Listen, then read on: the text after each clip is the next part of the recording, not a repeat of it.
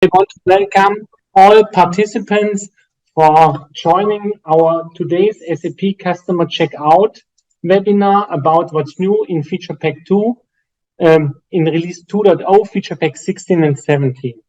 Also, thanks to my colleagues, Elena, thanks for organizing all these nice webinars, and thanks to the POs here in the room, Bikash and Martin, showing together with me the new features.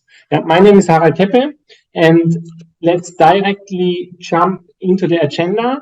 So we want to show you, besides new features, we want today talk about the upcoming training or inform you that there will be a training, and so that you are aware of that, and you can also register if you are interested.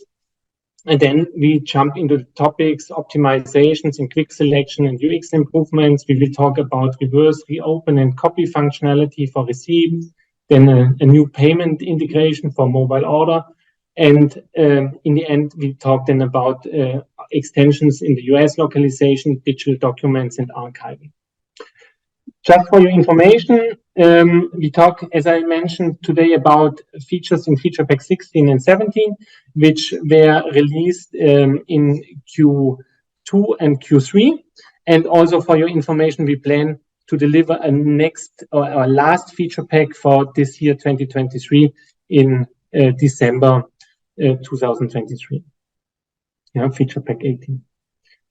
And as mentioned, if you have questions, you are welcome to use this question tool and post your questions in. We will answer this then at the end, or somebody will answer it directly in the chat. Okay, so first topic, we plan to have a consulting training in January 2024 from 16th of Jan to 19th of Jan. In New York, in the SAP office in New York. The training happens after the NRF, this huge retail trade fair happens in New York, and then our training will happen afterwards. Yeah? So if somebody is anyhow on site at this trade fair, then it's a good chance to also visit our training. And here you find the link. Probably Elena can post it into the chat. And with this link, you can register for this training. Then, next topic, today we also prepared a short questionnaire. So with your smartphone, you can scan the QR code, or I think Elena will also send the link and post the link into the chat. And then we ask you what are for you and your customers the most important topics that we should take onto our roadmap, and in the end we will then look into the result. So I hope now everybody was able to scan the QR code, and then let's continue with our first section, where I will present you improvements which we have done in the quick selection area in Customer Checkout Manager, and also UX improvement which we have done in Customer Checkout. Good.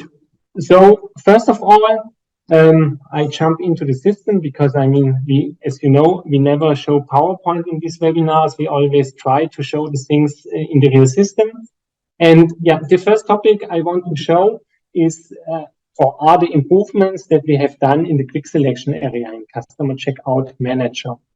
So first thing, as you can see, we extended the preview, yeah, and improved the preview. The first thing is that we show now also receipt. Before, this has been empty area, and now you can also see a kind of receipt template, how it will look like in your point of sale system.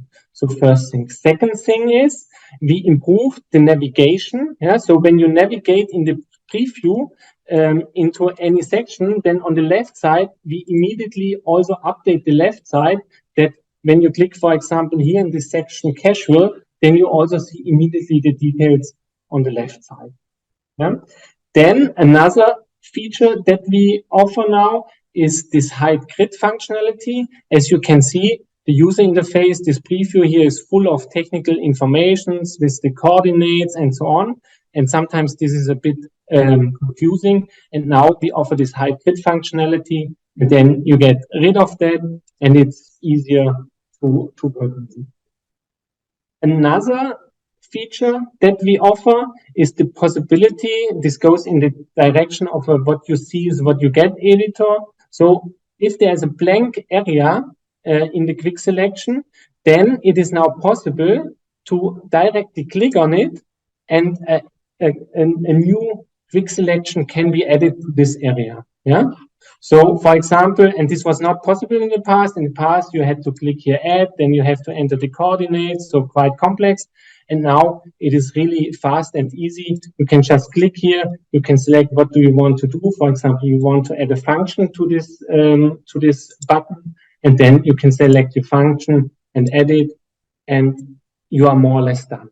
And what you also saw now, that we improved the preview update. Yeah, before the whole screen of the whole customer checkout manager was blocked till the update was done, and now this happens more in the background. Yeah, to show you again how easy it is now, you just click here on this plus button, then you select here the article, and you just select then the final article, and it is added to the grid. Okay.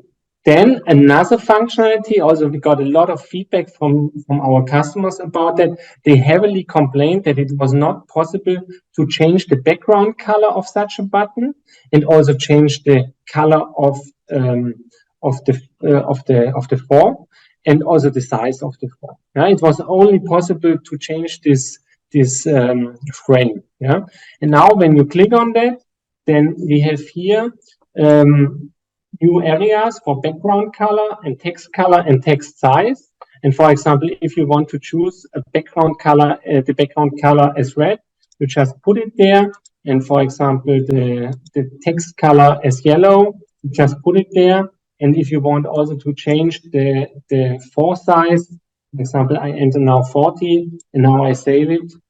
And yeah, it's now not looking good, but I mean, you see what is possible. Yeah, and this was not possible before, and we saw in a lot of customer systems that they, because this functionality was missing, they created pictures, JPEGs, and uploaded that, what of course decreases the performance.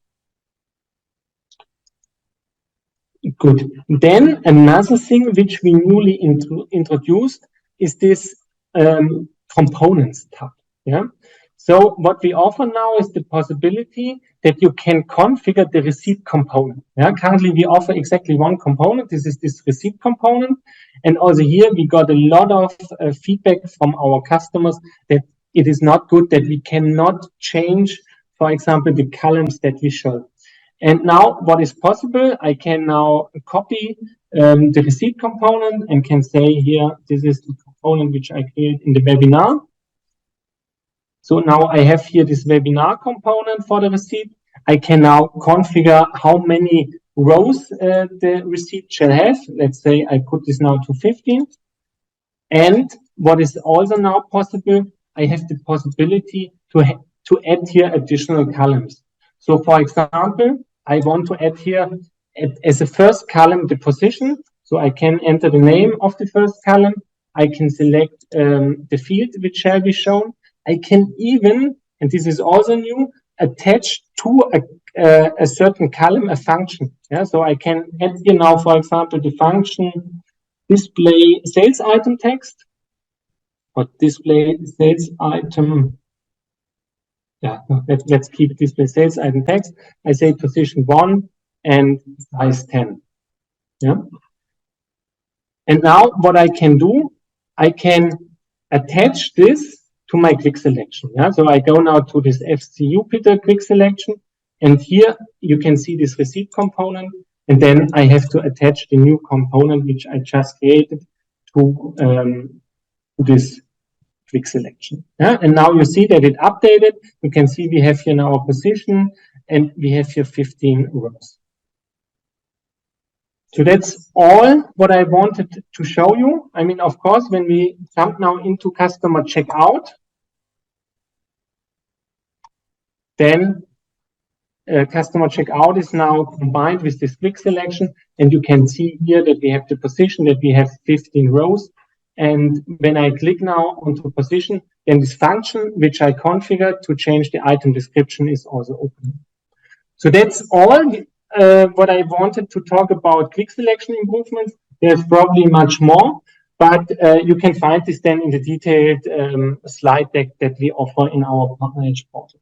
Now let's jump to the improvements, the UX improvement that we have done in SAP Customer Checkout, the point of sale piece. And let's start in the beginning. So the first thing is also customer feedback, was that it is not possible to enter username and password via touchscreen, which contains letters. So only numbers were possible. And now we included here this possibility to open a keyboard, and then you can also enter users and password with letters. So this is the first thing. It is also configurable what shall be the default. So you can configure that the keyboard shall be the default, and then when you start the point of sales, then the keyboard is immediately displayed. Then let's continue with the next part. So the next thing, what we developed, also a small functionality, but very important, even partners implemented plugins for that. So some customers want to log out quite fast. And in the standard, it's like that. You click on log out, then this pop-up comes, and then you have to do a second click. And now we implemented a new feature which enables fast logout. So when you go into the configuration for the point of sale system, and then in the general action, then you have here this option to enable fast logout. And with that, you are logged out with one click. So you just click and you are logged out. So small feature, but as I said, was requested by a lot of customers. Then the next topic I want to talk about is the manual set functionality. Probably some of you still know our very old retail UI, the initial UI of SAP Customer Checkout, and there we support the functionality to create manual sets. And this functionality we now also offer with the new user interface. So there are more or less two function buttons. I also explained the difference. The one is create manual set. You can click on that, and then you can add different sub positions to the set. You can then rename it, for example, let's say it's a fan set. And then you can also change the price on header level, let's say €100, and then this is propagated to the items. And then you can continue. So this is the first piece for that. And then more for our customers in the restaurant area, we offer the functionality convert to manual set. And this was also a requirement we got from a lot of customers. They said, hey, when I order such a burger, and now a customer says, I want to add to this order, I want to add the side order. Then you can now say, convert this position to a manual set, and then you can directly add the side order to that, and then the kitchen also knows what belongs together. And the same, of course, if you order this now again, you can convert this and say, okay, for the next one, I combine this with the potato. So that's about manual set. Then another very important topic was that we got a lot of customer complaints that it is not possible, for example, to mark the article ID or to mark any text and to copy it and paste it somewhere else. Or when I search for a customer and I make a typo, then there's no way to change this A. You have to delete everything, and then you can enter it again. And to mitigate that, we offer here also now a new configuration in the POS system area, sales screen, and there we have somewhere this show cursor. You can turn this on. I even think it's turned on by default, not 100% sure. And when you do that, then you have here the option to mark an ID. You can copy it and you can paste it to somewhere. And the same is when you enter here now a name and you make a mistake, then you can, with the keyboard, you can go back and you can correct it. So now, as last topic, I want to talk about our new retail UI. What you can see here is, let's say, the new user interface, which we introduced some years back for kiosk mode and for restaurant table mode.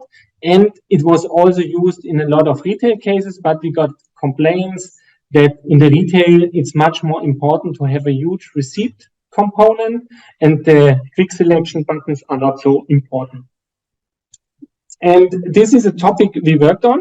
So what you can see here now is that in the SAP default, we offer a new user interface mode. Yeah, you can also see it. Let me come back. We can see here we introduced a new column called mode, and we offer now 3 modes: quick service, retail service, and table service.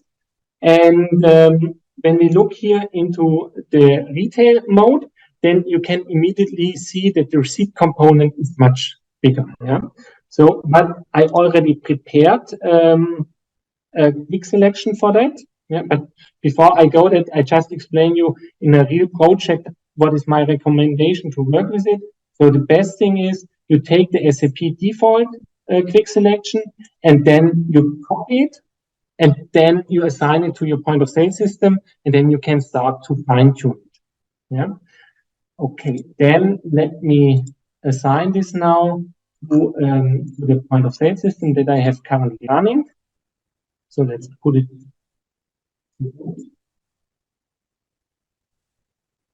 So after I have done that, I have to do one small change on the point of sale system. So it's not working immediately. You have to go again into the configuration, and then you go into the area of POS system sales screen. And then you have here the chance to change also to retail service. And when you have done that, now you will see this new user interface mode. Yeah. And what you can see here now, let's cancel the receipt. You can see here now how this is looking. As I mentioned, the whole receipt component is much bigger, so you can show much more columns. And again, as I explained, it is now possible to also hide columns, to add additional columns. So for example, here I added a column for text code. And here on the right side, you can see that we also optimized it, that it's easy for right-hand cashier to enter numbers, the numpad. We have the payment area here. And here in the below, on the bottom section, we have the most important functions already prepared for you. Yeah? But still, of course, it is possible. You can completely adapt it. So for example, if you, in the sales item area, if you don't want to have a function here, then you can also replace such a button with an article. This is technically possible, yeah? Or you can add additional functions. Then we have here still, because for some customers it's important to still use quick selection, and we have here a quick selection overlay, and here you, like in the former quick service mode, quick selection, you can configure your most important articles and functions.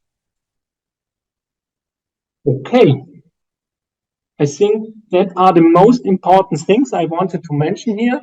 Of course, there's much more, as I mentioned in the slide deck, that we offer with each and every feature pack. There's each and every detail described. And then I would say thank you and hand over to Bikash. Thank you, Harald, for presenting. I would share my screen.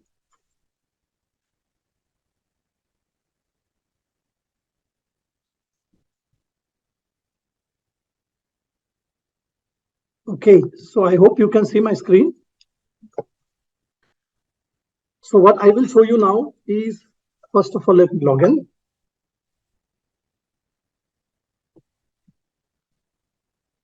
So in feature pack 14 and in feature pack 15, we did a lot of development with regards to serial and batch number.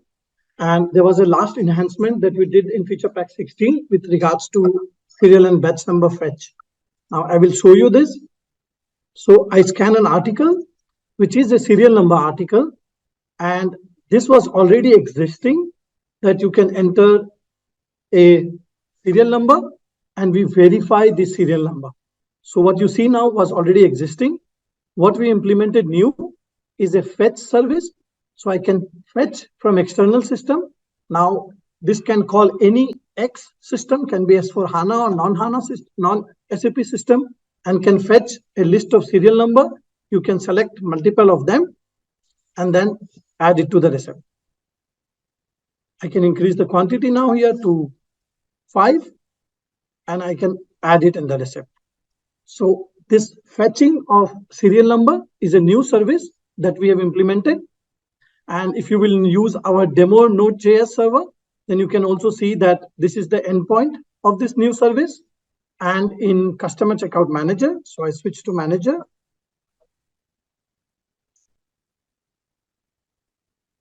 In the communication arrangement, you can see here that this is the new fetch service that I showed you. The verify service was already existing. So that's the first thing that I wanted to show you about fetching serial number and batch number. The next thing that I want to show you is regarding reverse receipt. So let me add some articles to this receipt and also have some article which are negative quantity and some article which have multiple quantity. And what you see here is a function button which is called reverse receipt.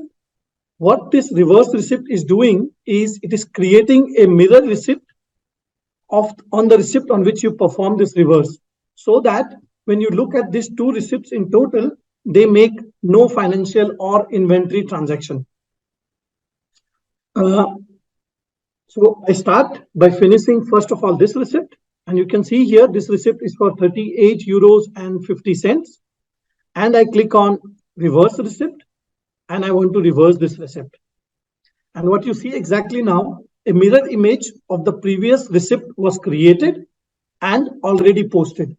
We support almost everything there, like header discount, item discount, customer, loyalty, coupons, all these discounts and all this information which are part of the receipt are taken over for performing the reverse. If I go to the printout of this receipt, then you can see that we clearly notify this receipt as a reverse receipt. In the same way, if you will go to the receipt search, then you can see here that the first receipt is marked as receipt status as reversed, which shows you that this receipt was reversed. And in the new receipt, we mark it as it's a sales receipt and it's a reverse receipt, so that you can see all the information here. You can also go to search, for example, and you can select that you want to see only reverse receipt. And you can see here that all the reverse receipts are shown to you. If I go to Customer Checkout Manager,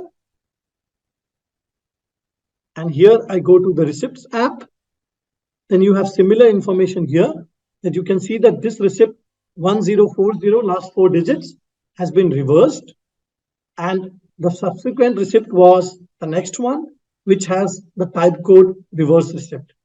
So for example, I can go in the details of this receipt, and you can see here that we introduced this field called follow-up receipt ID, which tells you that this receipt was reversed and the follow-up receipt is 1041. So I can click on the follow-up receipt, and then I'm in this receipt 1041.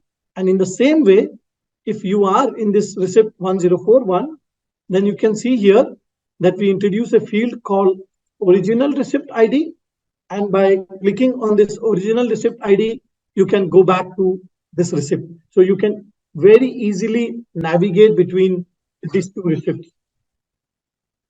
Now, this whole receipt reversal is not only supported for sales receipt. For example, if you have posted a cash in, cash out, pay in, pay out, all kind of transactions, if you posted that and you realized, oh, there was a mistake, that's not what I intended to do, then you can also reverse such transactions. Yeah. So what you see here now, I'm in the receipt search, and in the receipt search, we also provide these options for doing reverse. And also later, I will talk about some other options that we support, like reopen and copy. So I select this cash in receipt and I click on reverse. And when I go back to the receipt search, you will see that the cash in was also reversed and for reversing the cash in, a cash out was created.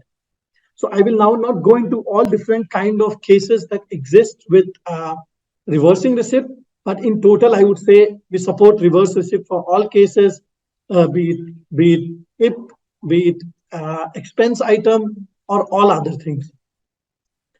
The next logical point after implementing this reverse receipt was reopening of a receipt. Now, let me show you what is reopening of a receipt.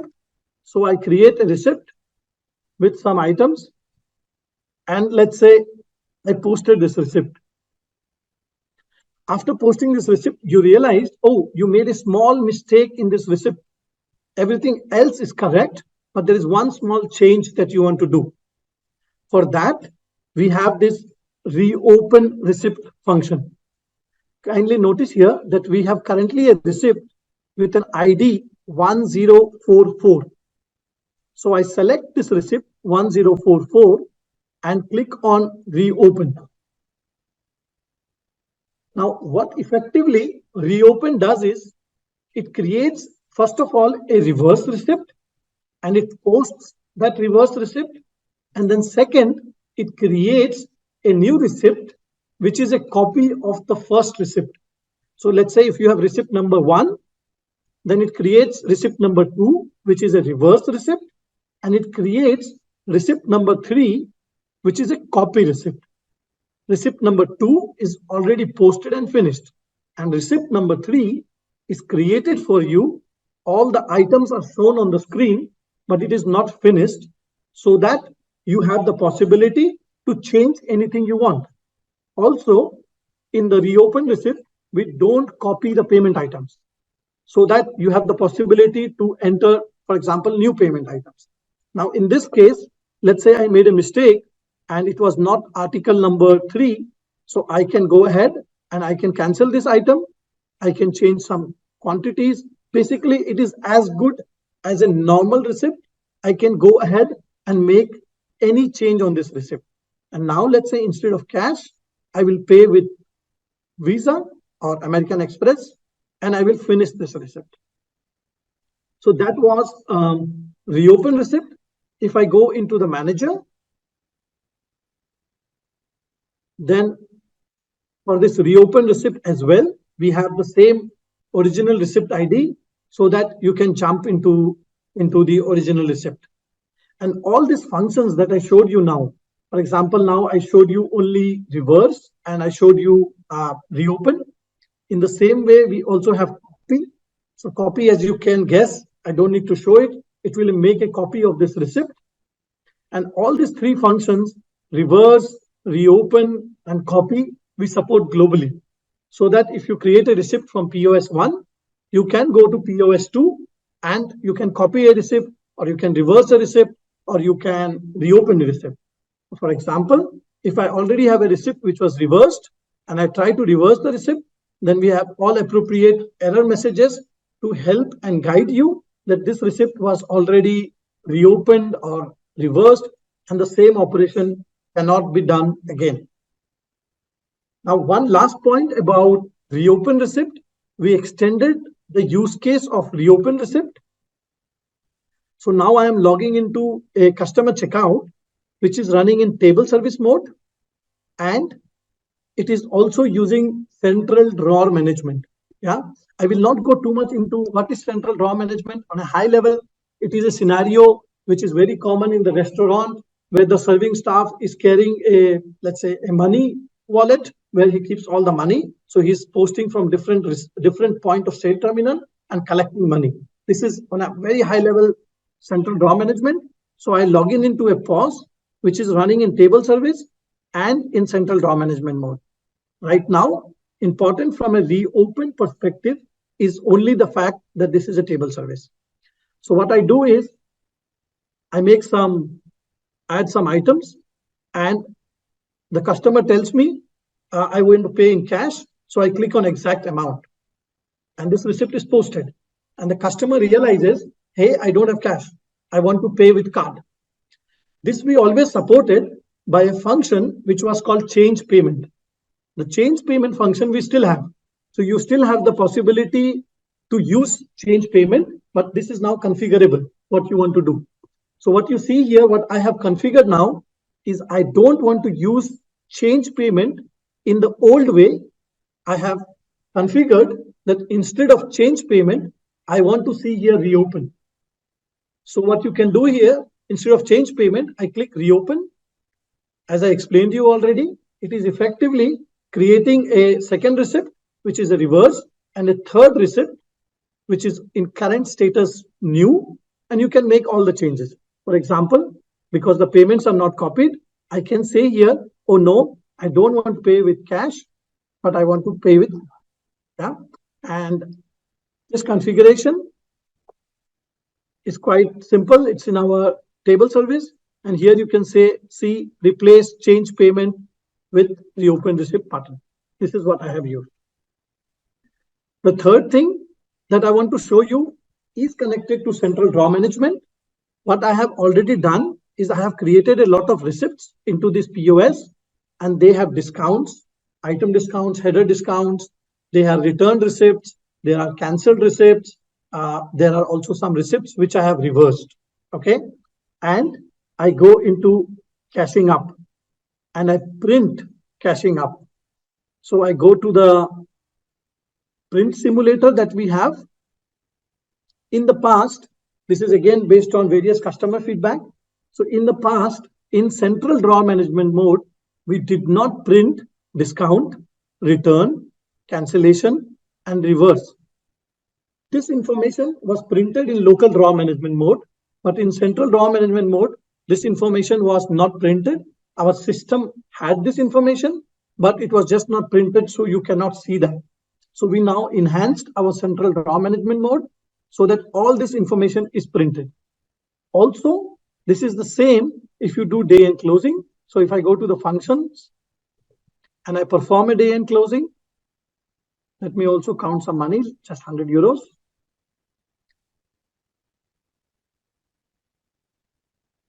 Now the day end closing is finished. And if I go again in the printout and go up, you can see here, this is day end closing, and the same information about discounts, return, cancellation, reversal is all printed in the day end closing. We also improved there a few things, how the numbers are presented, like we count negative quantities as well into cancellation, reversal, and all those kind of things. So we improved how this data is presented, but more important is we present this additional data. The last thing that I want to show you is in mobile order. So for mobile order, we already did a dedicated webinar. So I hope all of you attended it and you know what is mobile order. On a high level, it is your possibility to order your food items in a stadium using your mobile, so that you don't have to stand in long queues to get your food and beer.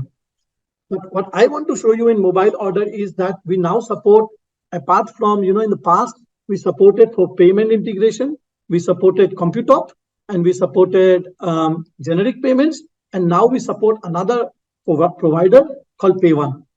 How does it look like? I go and order as a guest. So I select the block in which I am sitting. I will now, let's drink some water, but also some beer, a large one. And now it's time to pay. So I go to checkout, and you see here, I get these additional options now to pay with Pay1. So I will select, I want to pay with Pay1. So this is the new option that we support. I go ahead here. I want to pay with Visa. I go into the Pay1 website. Here you can see they have some test credit cards. So I copy a test credit card. I put here this card. I claim as if I am the owner of the card. I give in a validity date. I hope you don't see my card verification code. And I continue. And you see now this receipt is finished. And as you can see here, this was paid with Pay1. Now, just in 2 lines, behind the scene configuration, quite simple. You go to our communication systems app and you configure Pay1. You enter some destinations and all that. Then you go to our in mobile order area you go to our payment service providers app, and in the payment service provider, you can enter all the data that you get from Pay1 systems, and you maintain it there, and you're ready to pay with Pay1 in mobile order. So this was all that I wanted to present to you today. And with this, I will hand it over to Martin now. Let me share my screen. Okay. Thanks, Harald. Thanks, Bikash, for presenting all those nice and cool features. Hope all of you have still some capacity to also listen to the next 3 points that I would like to present. This is the US localization improvements. We did something there. I will talk about digital receipt, the digital gift part, and finally also talk about the new feature of archiving. Yeah, then let's start with the US localization.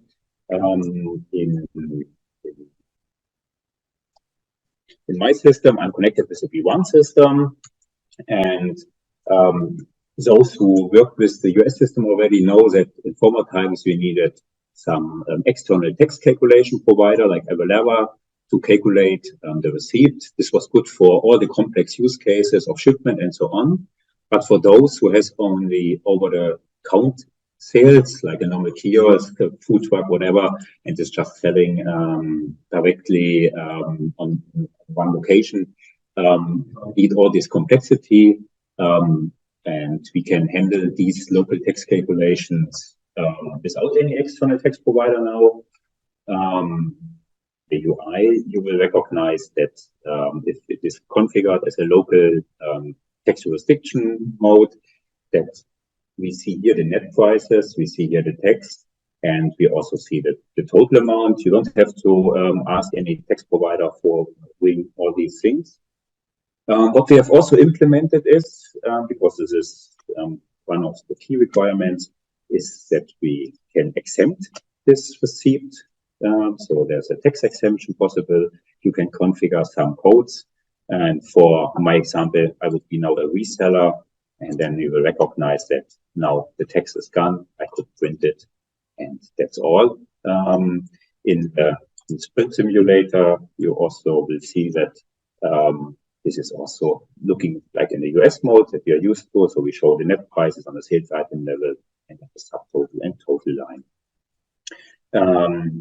Good thing with this integration is that we also enhanced our Business One capability. So Business One in the US mode has also some functions on the article, for example, to say this article is tax liable or it's not tax liable, or a customer has a tax exemption or not. We introduced these functionality during our sim so that we are now able, so if you look at the water is configured in the V1 system without any tax, and we see there is no tax.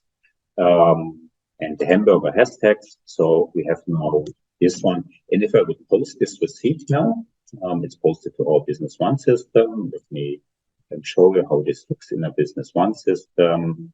There we have this water and this hamburger. Here we see that the water has a 0 tax rate. This is configured. And in the point of sale system, we only see that New York with 10.5%. And now our Business One system is taking up the breaking down of the tax jurisdiction codes. So it's storing the ones that the state, county, and city code, how it is split up. So this is done by the Business One system. And it's also possible with a customer. So I have configured one customer that is tax exempt. So you see now we have $25 of tax. But if I choose my customer microchips and add it to the receipt, we get this notification that this customer is marked as tax exempted. An exemption will be added to this receipt.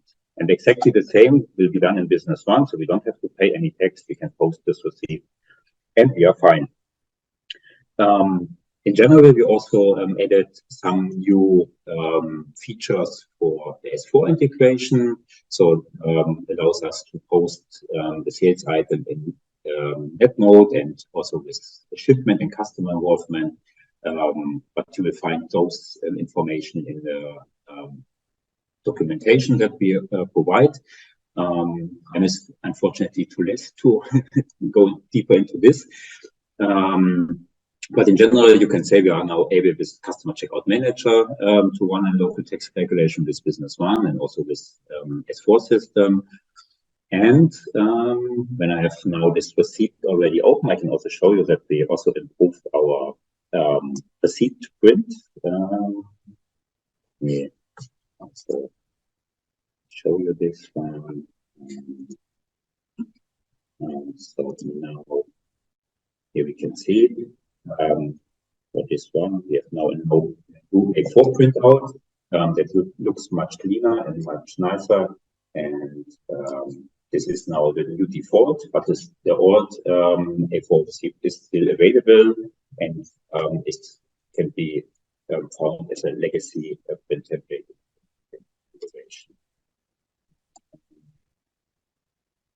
Okay. Furthermore, let me also show something else. So maybe you prepare already your smartphone camera. Because you have to scan this QR code. So I will let the QR code stay here for a few seconds. So feel free to scan this barcode.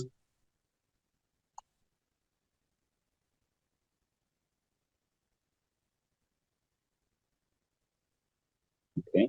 And with this barcode, we are already in the next topic. So there is a direct move to our digital documents. For those who have no smartphone right now and have not scanned it, I will also show you this here in this simulator. So what you see now here is a new landing page for digital receipts and digital gift cards. This page is completely configurable, so the background image can be configured, this color scheme can be configured, text can be configured, legal notice can be configured. So it's more or less not only a landing page; it's more a own app. And if you click on this one on your mobile phone, you see it's full screen higher, and on a smartphone, you will see this immediately embedded. But on the other one, it will be downloaded as a PDF, and you have now your digital receipt. The same is working. Out of time reason, I will not show you the barcode here. We have also a digital gift card. You already see that it looks slightly different. So there's a text here, there's a background image, different color. And how is this configured? These things. Keep your digital receipt open. We will now in real time change the color of it. So we go to configuration, we go there to digital receipt. There's an option to all enable it. There's also a possibility to access give some restrictions. So not everybody can access it, but you need some authorization information. And of course, we said we want to change it in real time. Then let's make some crazy color here, and maybe as well here choose a different color. Okay, and also we would like nice text.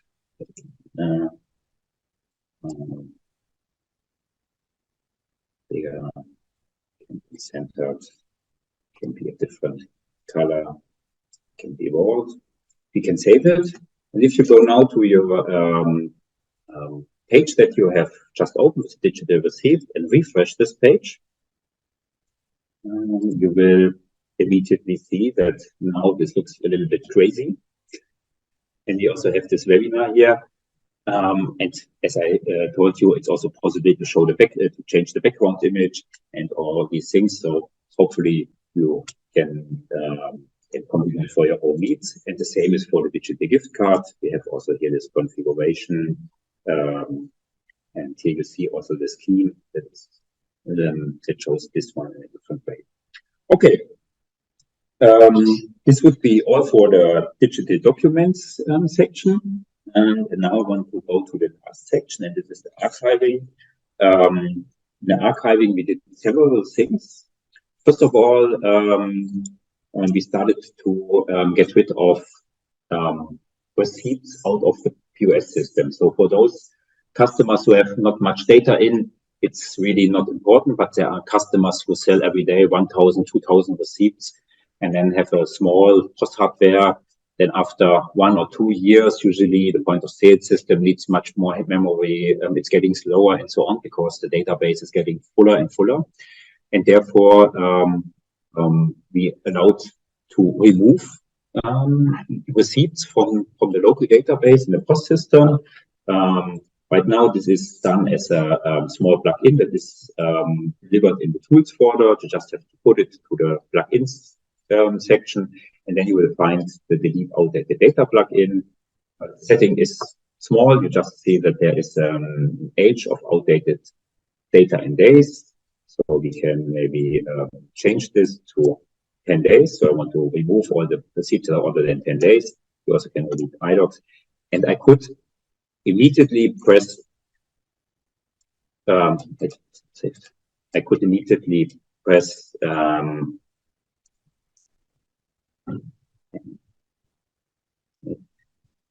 then delete receipt data, and it will be deleted. This is the only way how it can work if customers are, if cashiers are logged in. Otherwise, usually make a sync job out of it, and you can schedule it, and it will work unless nobody is logged in. This is the only restriction. And to see the output, you either go to this sync option, or in the manager, you can go to the monitoring section. And then you should see something that we have search receipt data. And we get also some additional data. You see count of failed day and closings too, count of failed. In this case, it was not working because my day and closing was not posted. So this is how it used to be. The data has to be posted to the manager, otherwise it cannot be deleted. So only valid data that we are sure that is stored in Customer Checkout Manager can be removed. And then we come to Customer Checkout Manager, because in the Customer Checkout Manager, you also want to archive data. And also there's another thing that is close together with this is that people would like to store receipt copies in an archive system. So we decided to make the archiving just in time when the receipt arrives. So the archive is already created when also the receipt is still in the point of sale system. Therefore, we have created a new communication system, archive services. And in this based on this communication system, archive services, there is a communication arrangement possible. And this communication arrangement has one outbound service right now for receipts. And as you can see, the destination is some deep server. In my case, it's an integration suite from SAP. Could be a URL from an archive system. Could be as well another customer checkout manager that is used for only archiving purposes. Because the thing is that the forwarding of the payload is more or less the brother of the receipt posting, and contains only one additional information, but one significant additional information, and this is attach a receipt copy.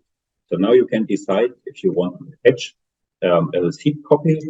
Either can say no, you want to have a plain text. This is something that is almost looking like this receipt, or you want to have a real PDF. And I have activated this, and let's just make some sales. Let's take this hamburger and this B1 article, and let's host this one. Then we will find this receipt here. You will see that there's a dispatch date to the archive service. And as I said, the archive service is the integration suite.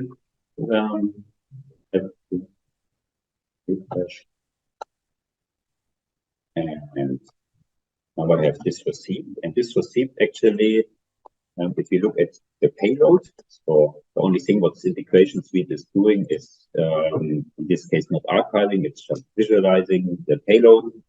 The payload, as you know it from a normal receipt posting, there is something called receipt copy, and this is a basic before encoded URL.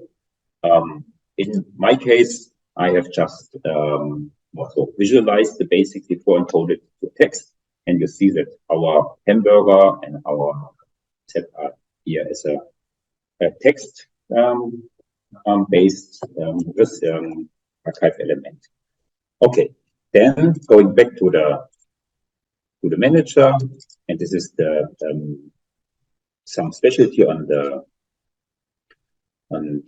archive service arrangement, that we also see this value here in an archive section, and you can see now the details, and the archive system can also return some archive asset ID and can return a link.